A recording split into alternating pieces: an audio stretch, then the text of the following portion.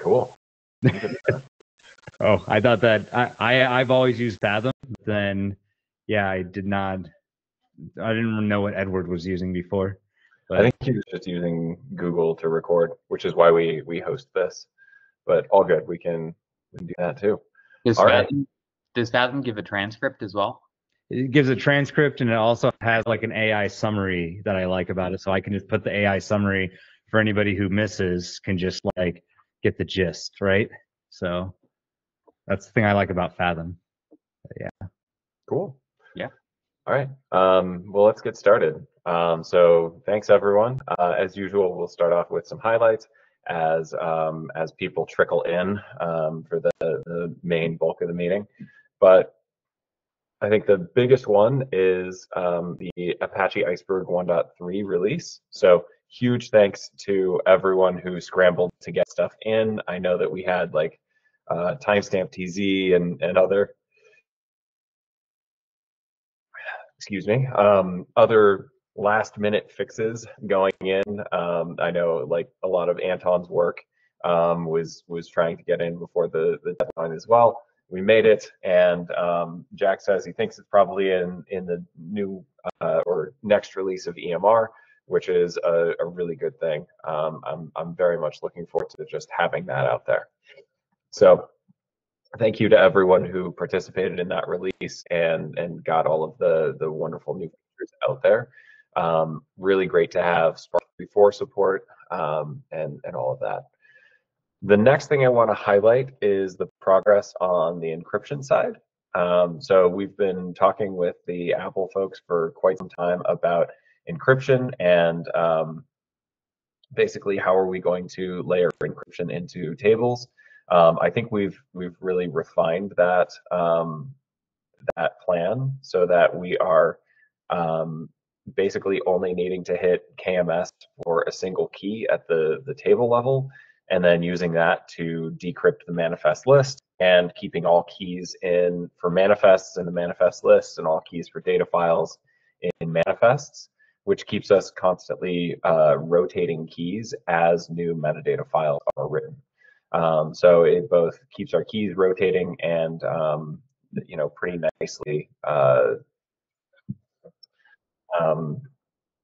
works for sorry it's a pretty nice plan. So we are currently getting a lot of PRs very close to going in.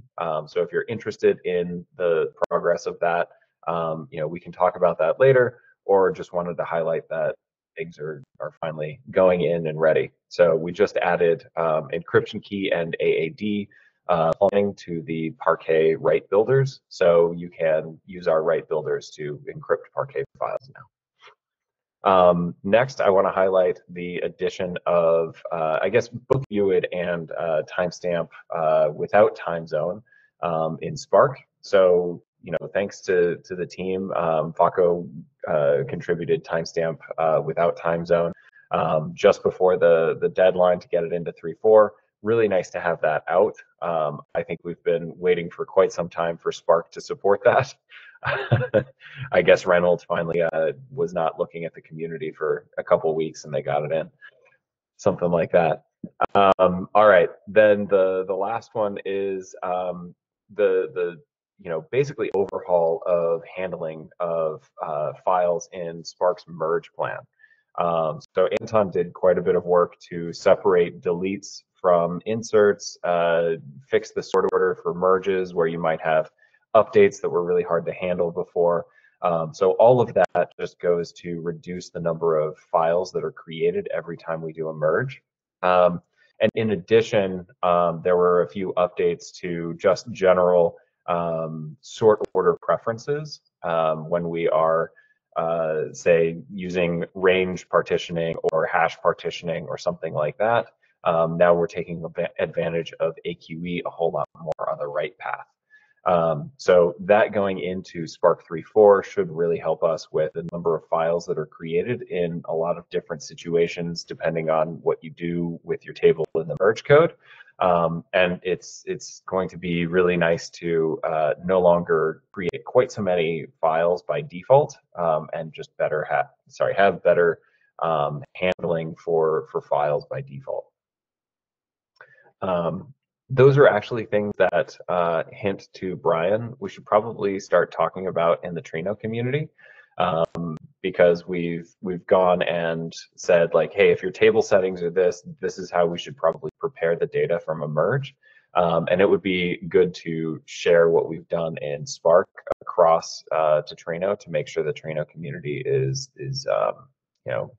doing approximately the same behavior, or possibly can at least double check it. Jack, you're probably interested in that too. I don't know how involved you've been on the right path. Well, I know you wrote quite a bit of it, but I mean recently. So those are some pretty big updates, and luckily the two Spark ones were released in the 1.3 release. So please go play with them, find out how well they work, and come back and talk about anything that can be improved. Next, we have another upcoming release on the Python side that is nearing completion. So I'll hand it off to Fako to talk about the 0.4 release. Thank you, Ryan. Yeah, so finally we got the last few things in there. Small PRs are still pending, so if you have anything left, very small, that you want to get in, please let me know, and we can see like if you can get it in. And one thought out, would be awesome if you can give it a try. I don't know, like who's using Iceberg internally. It would be cool if you can just give it a try, just to read some tables. I think that's it, Ryan.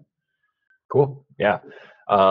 Really good to see recent progress over there. So defaults, sequence number inheritance, and a whole bunch of good things that really help us get the read path specifically moving towards being able to apply position deletes. So thanks a lot, Fako. When do we expect to get through that stuff? Do you think it's like another week or two? Yeah, so this week is already at half. So I think somewhere next week would be nice to get like the vote out, and then you have some days to give it a try. Awesome, cool. Thanks, Fako. All right, next we have a couple things that we're going to bring back up from, I think, previous discussions, just to follow up. First of all was the adaptive split planning that I think we talked about. Was that last time? Yeah. Yeah, session-specific target file sizes in Spark. So I was hoping Anton would be here because his option is one of them. So Anton built a PR that is essentially specific to Spark, which is Spark already, when it loads splits or does split planning, it loads all of the files into memory and then goes and breaks them up into row group size chunks, and then further combines those back into normal size splits. Because we're pulling everything into memory, his approach was to basically right size the number of splits based on parallelism when you have everything in memory. So basically see how much data is there, divide by the parallelism, and release that number of splits, or at least splits that are approximately that size. I think the advantage of that is that you can basically scale up your split sizes. So if you know you have way more data than you want, you can create splits that are larger than the target split size. However, I think the drawback is that it's only Spark, and there's also a debate about how many splits to actually create in those cases. So what I did, and this was based on Dan's work, was I built this sort of peek ahead or look ahead into the split planning, where you say, hey, here's my configured split size, and if we load a whole bunch of splits where we think we should hit that target size, and we just exhaust the number of files, then we know that we have a small scan and we can essentially reduce the split size to get more parallelism. Now, the main drawback with that approach is it can't make splits any larger. Once we detect that we can satisfy the total number of slots, or the target parallelism with the current split size, at the target split size, we'll just release everything at the target split size. So it's still a manual process to make splits any larger. I think that probably won't matter too much to everyday users, but people with extremely large tables or extremely large scans would benefit from having larger splits. On the other hand, that's a case that Anton's PR handles, but on the other hand, that means loading a whole bunch more into memory. And I'm not all that comfortable with loading so much into memory before we even chunk it up into splits. So I wanted to throw out there and hopefully have a discussion around other split planning techniques or ideas here. So after we do this, basically check for a small scan and adjust the split size for small scans. Should we also have something that is like an adaptive combiner? So maybe after we release the target split size or the number of the requested parallelism at the target split size, maybe we double or 1.5x the split size and sort of produce larger and larger splits as we go. That's one idea. I'm not really sure how we would do it, but I like that it at least isn't quite such a departure from the existing behavior, where the existing behavior will produce, a lot more splits than your parallelism, which I think is good in some respects and what people would expect. Dan? Just a couple things I wanted to add.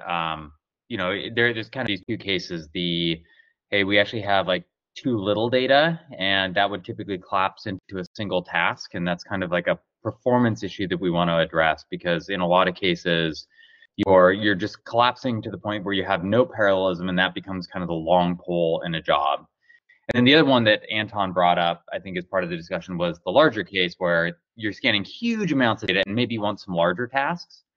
That almost feels like potentially a Spark problem, and Jack, correct me if I'm wrong, but like Trino kind of thinks that having lots of small tasks is actually fine. They don't really think that like, oh well, we should be collecting up a lot of larger and larger tasks. So it seems to be more of like a Spark specific problem. You may be able to handle that kind of in the way that Anton is doing it already, because you've already planned all the splits. After you've done the adaptive thing, if you're handling the larger case, you might be able to do that just specifically within Spark. The other question is kind of like on the smaller side, there's this open question of like, well, what is the right amount of parallelism?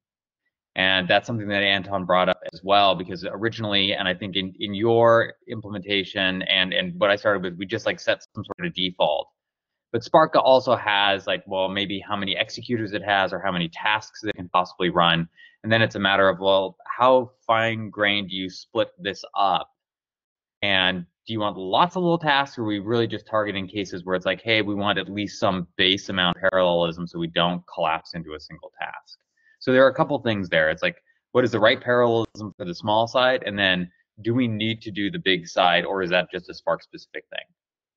So I think that what we largely settled on was using the shuffle parallelism from Spark to pass down the parallelism. And maybe you can override that, or maybe you can have like a min parallelism on top of that. But generally, I think that your shuffle parallelism in Spark is set to, the amount you're willing to scale up. That's actually quite large in a lot of cases. You're talking like 100 or 500, depending on, what your default might be. And if we're talking about like addressing, like the original motivation for this, I think, was these cases where you had really small tables.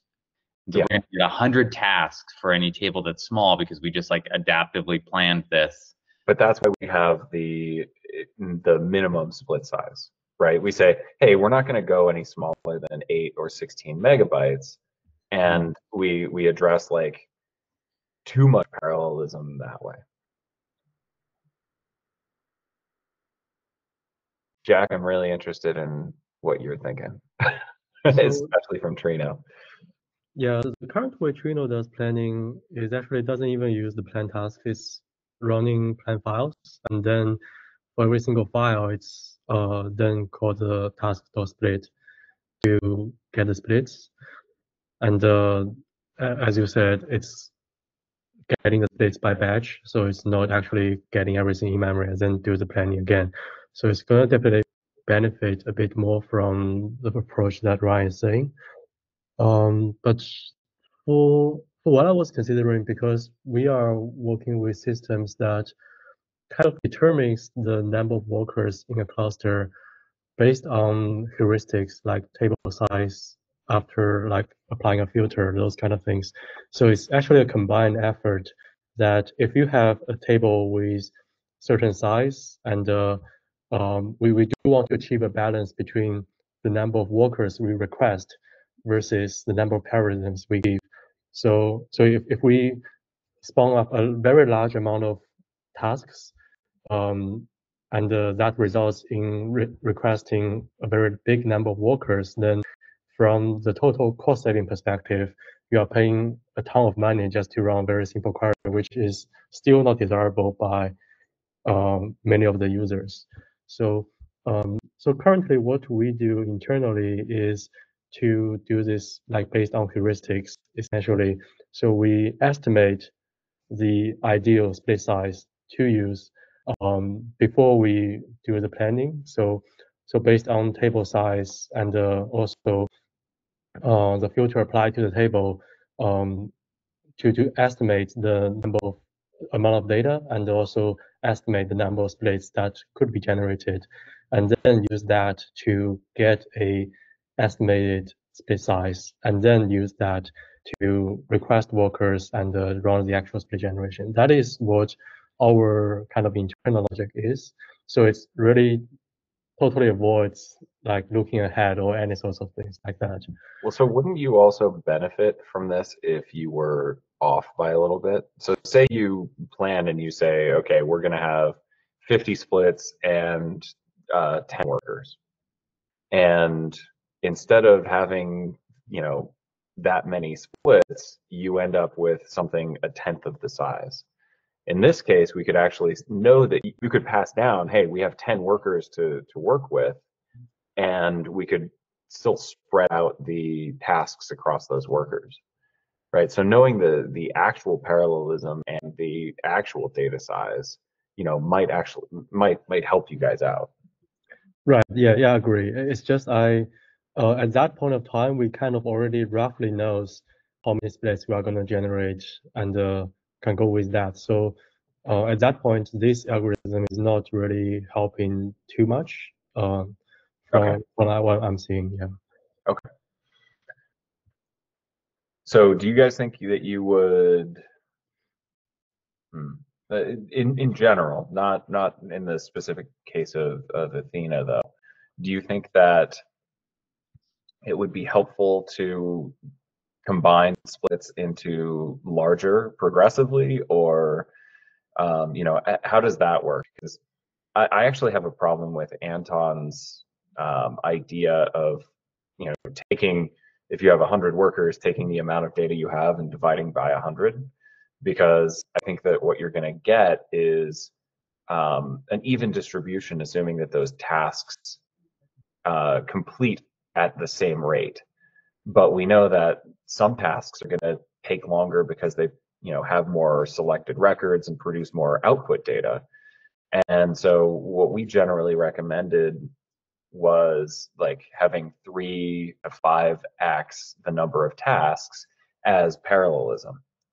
And so like just targeting your parallelism exactly seems like it's going to cause problems to me, because you're not going to be able to backfill with new tasks that haven't run yet. So do you have any thoughts on just like should we adaptively get larger? Should we just produce the same size splits? I agree with what you said there in terms of like, yeah, targeting the parallelism is not ideal. Because you get that uneven distribution of task execution time, and then that stage as a whole ends up being as long as whatever that the longest task is. I think we should separate those things. Like, I think we should take care of the refining splits to make them smaller, and then figure out the combined thing. Because I think that's probably more of a Spark specific thing. I don't think that really applies for Flink. Trino is doing its own split planning still. So I think it's probably better to punt on that for right now. And then if that is something that we need to address on the Spark side, just figure out, well, what is the right combination of things? Is it just a multiple?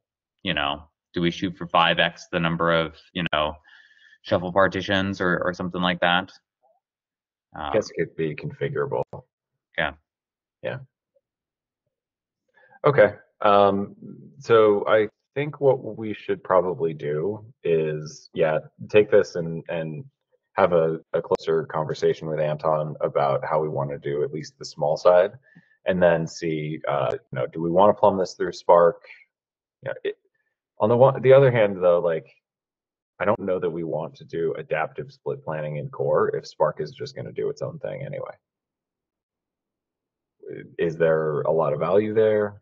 I think it's more of like the Spark implementation would only take effect if it needs to combine to be larger splits, whereas the adaptive split side planning on the smaller side would just be handled in core. And I think that's the more general problem. We know that like having too many tasks in Spark, well, you can run up to the hundreds of thousands, even millions of tasks in a stage, just depending on how much resource you give that that driver. It can succeed. It can. But the overhead, the cost of that overhead is so much higher in Spark. Yeah. All right. Well, let's move on. I think we've pretty much covered adaptive split planning. Thank you, guys. The next one I wanted to highlight was the multi-table transactions and the catalog API. So we've been working on multi-table transactions for a while. Edward has a design doc out there. I wanted to highlight that we're defining extensions to the catalog API to support multi-table transactions. So what this looks like right now is we've taken the changes and the requirements from the REST catalog, and we've applied them to basically, since those are already in core, we're applying them and using a method that looks like commit transaction with an object for each table that your transaction touches, and each of those has requirements and actions or changes. And so you basically say, okay, table A, validate these assumptions, make these changes. Table B, validate these assumptions, make these changes, and so on. There's a good amount of discussion on there between Edward and I about why we should do the change-based API rather than a table metadata-based API. So the table operations has a method that is, hey, swap table metadata A for table metadata B. The problem with doing that for REST is that this is a general API that's on catalog. And so we don't necessarily want to use table metadata here. And the people would be able to supply any two table metadatas, and we don't want to have to diff them. We have a lot stronger assumptions about where those two table metadata objects came from with table and all of the operations in a table, because we can sort of hide table metadata from the public API. But since this is something that is necessarily going in the public API, we think that the changes that are already in the public API are the right way to go. So if there is any discussion or concerns about that, we want to make sure that those things are coming up pretty quickly. I also think that there is a really easy way to adapt this for the other catalogs, right? Basically, load those tables, grab their table metadata. We have methods to apply the changes and validate requirements on the client side. So we should be able to have a fairly easy method to adapt this to the existing table metadata catalogs. But I want to open up for discussion or concerns here or on that PR.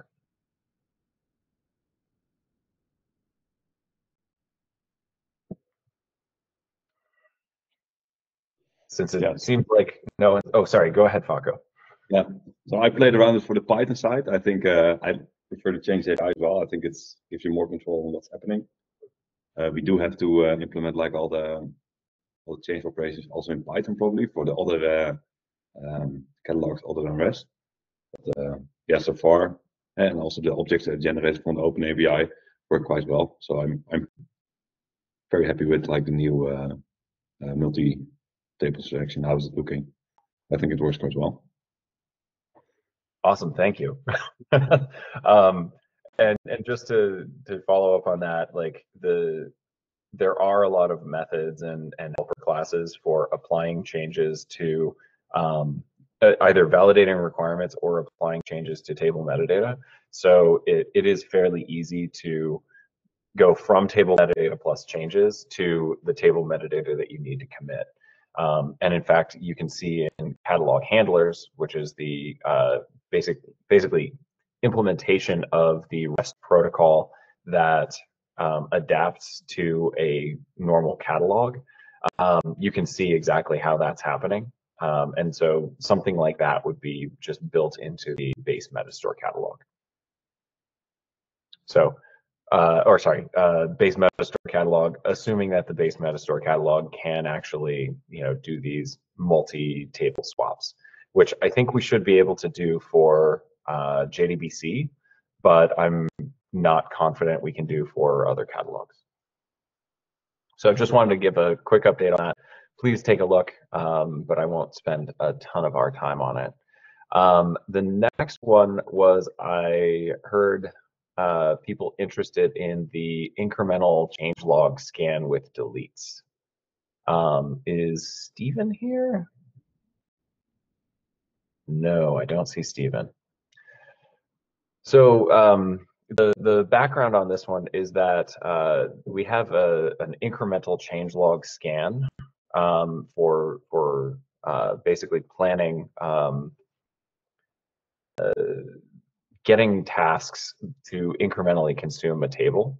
What we've done recently is we have added a lot more types for consuming a table as CDC records or CDC type records.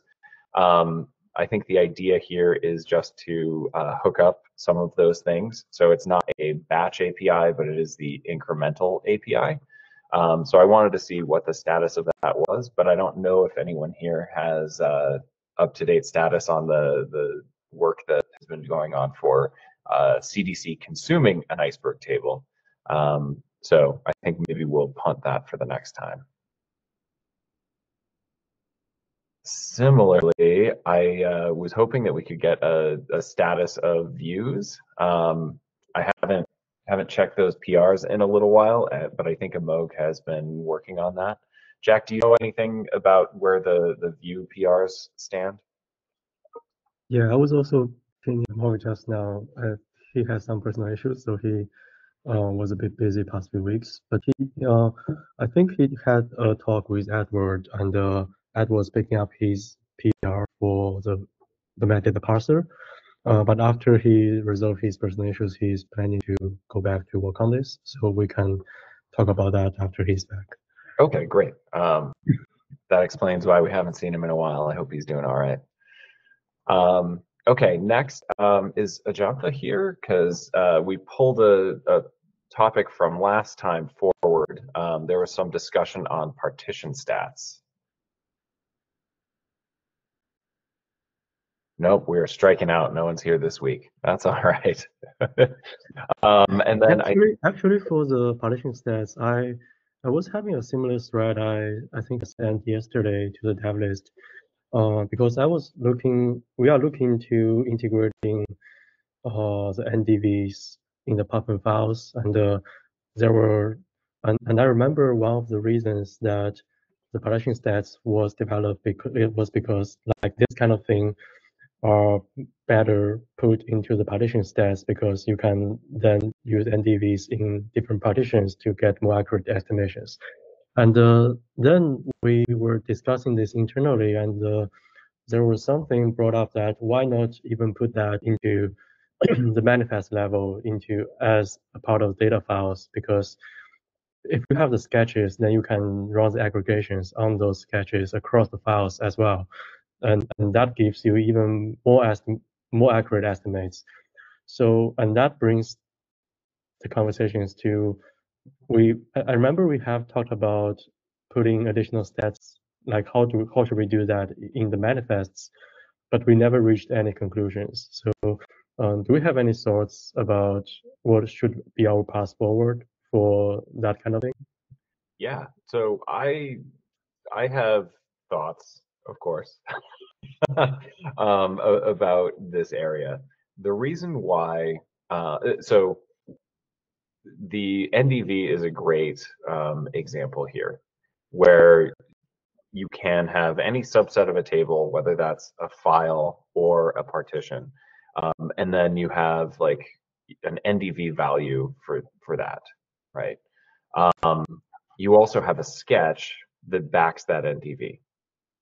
So the NDV is typically an integer or a long, something like 10,000 unique values, where the sketch is some binary that's multiple kilobytes.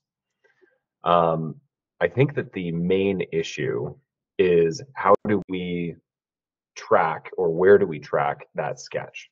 Because the NDV values themselves can't be combined, right? You can't say partition A has 10,000 unique values for ID, partition B has 10,000 unique values for ID, and know whether you have 10,000 unique values or 20,000 unique values, right?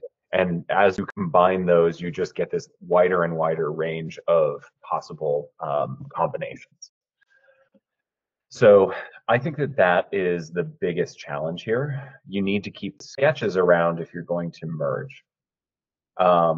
Keeping a multi-kilobyte blob of data in the manifest file is going to make manifests just much, much larger, especially because these are all hash-based values. So like the theta sketches that we use for NDVs are probably not going to compress all that well because you hash values and then you set bits in this vector, and essentially you're probably not going to be very compressible. That is to be seen, right? We can see how compressible they are and do some exploration there. My main concern is that we don't, completely inflate the size of metadata and then get to a point where it's very expensive to compute any sort of scan planning. Now, maybe we could go and swap over to Parquet for manifest files, be able to ignore some of this column data by using a columnar format. That's, I think, a larger discussion, and also a clearly a very large project. But that, I think, is essentially where we're at. The question is, how much binary data should we be putting into manifest files? And if not there, where does it make sense to put it?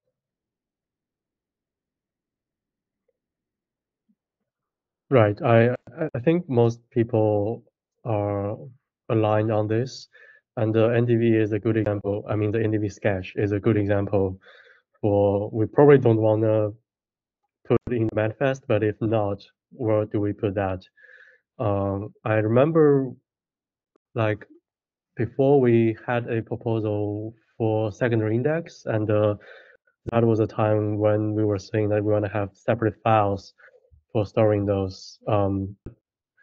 That has its own scalability issues because do you have one file for every single manifest, or like that becomes another discussion. So do we have any just general thoughts? I know it should probably be flushed out into a more detailed design, but just want to gather some information here before we do that. So I think that we have two options, right? There is this proposal for partition level stats, a Parquet file that has essentially the partitions metadata table stashed in it. There's a good open discussion there about whether we should actually have the actual number of rows versus the delete count estimates and things like that. So that is one area where we could create a whole bunch of these files. To your point, if you're trying to calculate some NDV value and you're hitting 5 partitions, it's probably okay to read 5 files, grab the sketch, merge the sketches, and calculate your NDV. If you have 1,000 partitions, that's suddenly a very terrible idea. And I don't know what to do here because I don't know what these NDVs actually look like in practice. If we're talking about, like, is a table level NDV good enough in the vast majority of cases? Maybe. It seems like it probably would be. So I would say, like, we should. The best thing from my perspective is calculate the table level NDV on real data sets, calculate the NDV for individual partitions, and see, like, where are we just way off in this estimate. I think if we're just talking about NDV, then the table level is useful after threshold, essentially. So if we know we are scanning a table and we are only scanning a very small subset of the table, then we know that table level NDV cannot really be trusted, and it's much more preferred to say that we want to combine the NDV of a few partitions or even just a few files, if we can narrow it down to that. So that was kind of the goal here. But if we are already scanning enough data and we are confident enough that table level estimate should be good enough, then we are able to leverage that directly. So and for table level, we have the one in the Puffin file, so that is fine already. So we just need to see if we should do it in the partition level or we should do it in like what's the interest to do that in the file level, essentially. Yeah, I almost think that, like, part of the driving force behind, like, how much effort we put into something like this is, like, how much do we get out of it from the optimizer? So if the optimizer is going to just be making a decision about, like, oh, there's a few values, there's some values, or there's lots of values, then the table level versus the partition level isn't probably going to have a hugely significant different outcome. So I don't know if we have examples of things that are, like, going to be radically different with fine grain NDVs that are kept up to date constantly versus something that you estimate at the table level. Yeah, for that, I guess we can share some data. Like we have some data already about the effect, but we can probably share that further in the community. That would be very helpful. Yeah, I think so. Because otherwise, we're going after this very, like, abstract thing and trying to solve a very complicated problem, and it's just kind of like do we know that it's worth the effort? And then are we going to be able to leverage that in Spark or something else, or is it very use case specific? Right. But the thing is, I also don't want to make it too specific to NDV because there are other important things. I think I put another example in the template was the in-memory column size, which today we only have the on-disk one that I put a code link there that in Trino you'll see the magic numbers we multiply to the estimates for the in-memory size, which is not ideal. So there are also those kind of more simple statistics that we could track in the manifest level. Yeah, I think that, in-memory size is another good example. Although in-memory size, that's not really,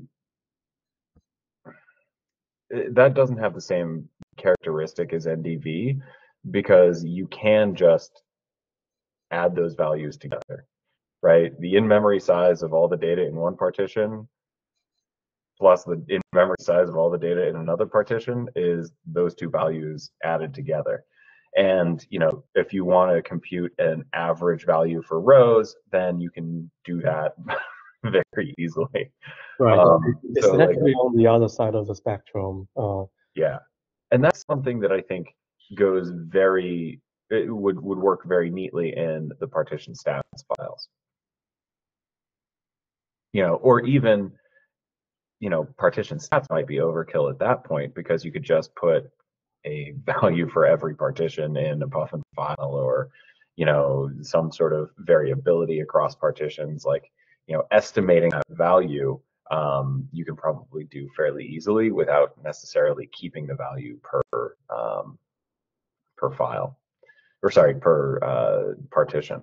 So I'm not sold on necessarily how to do that, but it seems like a much easier problem. And also one where, if you overestimate or underestimate by 2x, it's not clear to me that it would be that big of a problem.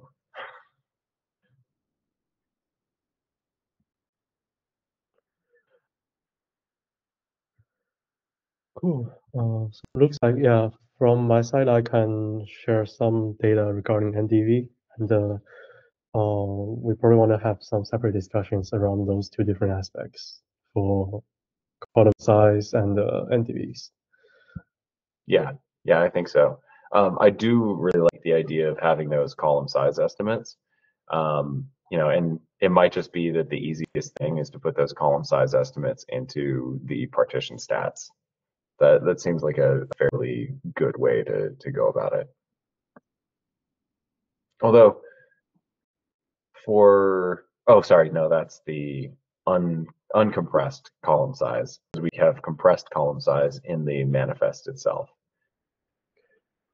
Technically, we can also have uncompressed in the manifest, or is that going to be a concern? Because the writer can. I think that's a good point. If we track uncompressed column size, I don't know that anyone actually uses column size from the manifest today. I don't think that we have anything that actually uses that. It would be great to get uncompressed in there because I think that is probably the more useful estimate. Yeah. Today, Trino is essentially using the compressed version multiplied by 2.7 to get the memory size. Right, but I guess that even that you only need for certain values, right? Yeah, the variable size. Yeah, and you can account for nulls already and that sort of thing. Yeah, but even then, like if you're accounting for nulls and you have a filter that is correlated with non-null values in that column, then your total size is going to be quite a bit larger. And it also depends on your in-memory representation. So yeah, maybe just having that multiplier or something like that, compression ratio would be really good to have. Okay, So I think let's follow up on the mailing list for that stuff. And also anyone out there representing a different engine, so maybe Dennis or Alex or Dimitri, if you guys could chime in as well with what would be useful to your teams, that would be super helpful. Because we want to make sure we're building stuff that works across the board. Cool. All right. The last thing I had, also pulling forward from last time, was metadata deletion and the GC enabled property. So I believe that the issue was that someone was saying metadata file cleanup should obey the GC enabled property. Now, the GC enabled property is something that we introduced for tables that are created from files that they don't own.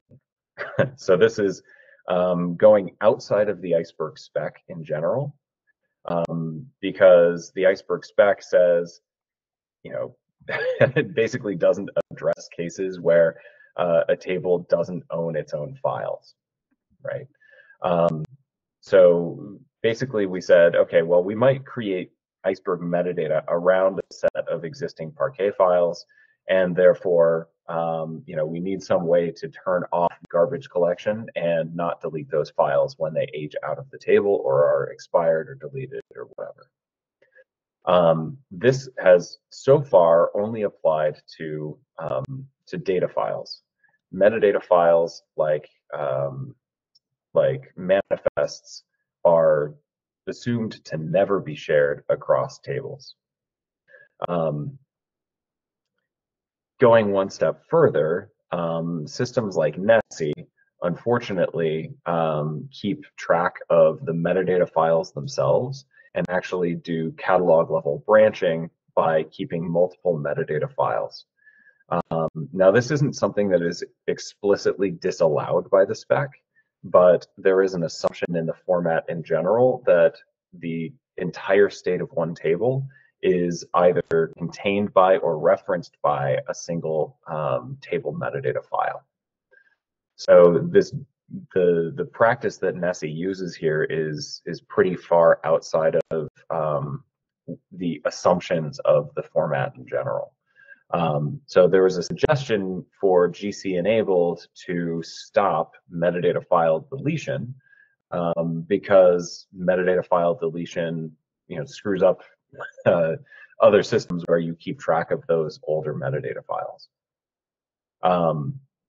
So I have two questions on this that I'm hoping we can sort of get through. One is this an actual problem? Because I believe we have retention settings for the older metadata files. And I thought that by default, we didn't keep old metadata files, or sorry, we didn't delete old metadata files. So I'm surprised that this is kind of coming up. And number two, does it make sense to extend GC enabled? If so, if we think that there is a problem here that has to be solved by GC enabled, does it make sense for GC enabled to control metadata files as well? Are we just going to leak metadata files? So I'm thinking Alex or Dimitri, you guys probably have opinions on this and more context as well. Let me check in back with more with Dimitri and some of the other on the Nessie team, specifically to see what their direct thoughts are, and I will get back. Okay, awesome. Yeah, just to give some context on that, the GC enabled, I think it was flagged more as a workaround to kind of prevent users from shooting themselves in the foot in that kind of context. And yeah, but we'll need to reassess how badly that is required. If users are careful, that shouldn't be an issue as long as they follow the Nessie garbage collection process, right? Well, which, I think, yeah, the idea here was that Nessie turns on GC enabled by default so that the different copies of a table don't mess with one another, right? So you're sort of deliberately saying no one owns these files. But then, there's a question of who does own like the metadata files that are now shared when you start doing this, or the root metadata file that is shared, or at least still referenced by the catalog if you do it that way. So I think, it'd be, maybe the larger problem seems to be not just root metadata files, but metadata files in general getting deleted. yeah, well, with Nessie, there is no real root metadata file anymore, right?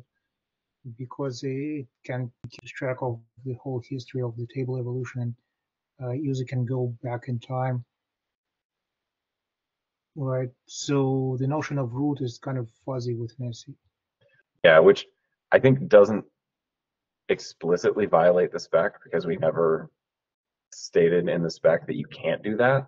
But we definitely make a lot of assumptions in the library that if it's not referenced by that root metadata file, it doesn't exist or shouldn't exist. Like, certainly all the orphan metadata file cleanup and normal snapshot expiration and stuff like that kind of works that way. So it's, I think a matter of how much do we want to change the core library to sort of allow something that was a strong assumption baked in from the start. Vicky, did you have an ad? Yeah, like similar kind of area around cleaning up metadata files or files in general. Like we ran into, like we don't use Nessie or anything like that, or like we do everything ourselves with Hive, but we would sometimes run into these weird issues where, say, a commit was, you thought that the commit wasn't successful, but it actually was to Hive. So like Iceberg, the library, would attempt to do cleanup, and this would end up, like the table would end up being in a corrupted state. Mm-hmm. So we had to turn on file versioning in GCS. We run on GCS and restore those files manually, and that was a huge, huge pain. So I think even just having the option such that no one can clean up files unless it's the orphan file cleanup process would be incredibly helpful, because then you can get it to like a weird state. So I would personally, I would rather just leave all the garbage files there, like regardless of whether the commit was successful or it failed, and then let maintenance tasks then do the cleanup. So I believe that we've actually done exactly that for commit failures. So now we throw commit state unknown, and unless we actually get a commit failure or something that is known to be a failure, we won't clean up any of the metadata files to avoid exactly that situation. Have you seen this recently? I have seen that change. I think this was done like in 1 or 1.1, like around there, that release. But we kept seeing that thing still happen. So I think like it was fixed in 1 or 2 places, but there could be other places where it could be happening. So even just to have a flag to like stop any cleanup, I think is like the safest way to go. So we're not like cherry picking where in the core library these changes have to be made.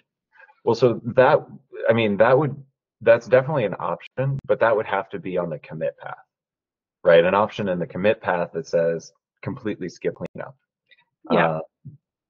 And I think that that's very reasonable for the commit path, but then for like normal snapshot expiration, should we have something that says, turn that off as well? And for other areas, right? Like even orphan file cleanup, to your point, would need to know it can't run on certain tables, which I think would be pretty weird for a piece of the library under certain conditions to just be like, no, not doing that because, uh, so that's where I think there's a difference between, being safe and relying on some background process and actually changing the behavior of the library for something that arguably violates the spec. Are you talking about cleanup that is part of one single commit, or are you talking about procedures like that run in the background and just do So garbage collection? that's the distinction. Like Vicky's suggestion to never clean up metadata files if there's any sort of failure. Like that's a really good idea, right? And that's something that I think we could definitely do as long as you have some background process that cleans up those metadata files. But that's a different thing than either cleaning up files that we know were never committed, or sorry, no, I guess that's not the case we're talking about. Cleaning up files that we have just removed from the reference set in general, right? Those are two very different challenges, I think. And it sounds like you guys are going to follow up, and we'll get some more specifics maybe next time around the dev list. That is time. So thank you everyone for coming and participating in the discussion today. We'll see you all next time. It was a lot of fun, and we'll get the